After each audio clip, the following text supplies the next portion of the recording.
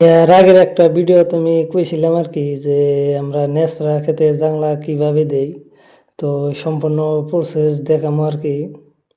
তো আমার সম্পূর্ণ হুতার রান শেষ হয়ে গেছে, কিন্তু হোলাটা সম্পূর্ণভাবে দেখার নাই, কারণ এই কপি গাছগুলা যেহেতু অনেক বড় হবো তার জন্যে হোলাটা দিলাম না আর কি। আর কপিগুলা কাটতে একটু অসুবিধা হবো, তার জন্য এই হোলাটা ভাবলাম যে কিছুদিন পরে দিলে হবো। নেরসা গাছটা যেহেতু অনেক বড় হয় নাই আর কি, এই কিছুদিনের মধ্যেই দিব আর কি হোলাটা। তো তখন আমি সম্পূর্ণভাবে দেখামো। আর এই কপি গাছে দেখেন পোকা লাগছে আর কি, এখন মূলত ইক্কা দিলে যাব না, তার জন্য মূলত আমরা সেওয়াইটা ব্যবহার করবো, তাতে করে আর পোকায় ক্ষতি করার পাবো না আর কি।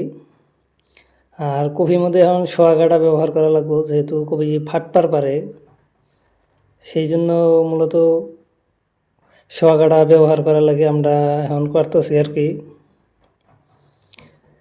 মূলত এখান থেকে হর্ষা গাছের জন্য হোলাটি দিলাম আর কি, যেহেতু হর্ষা গাছে ফুল হয়ে গেছে গা।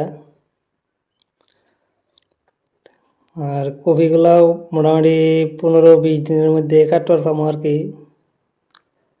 কপিগুলাও অনেক বড় হয়েছে, এখন মোটামুটি গোড়াবো আর কি।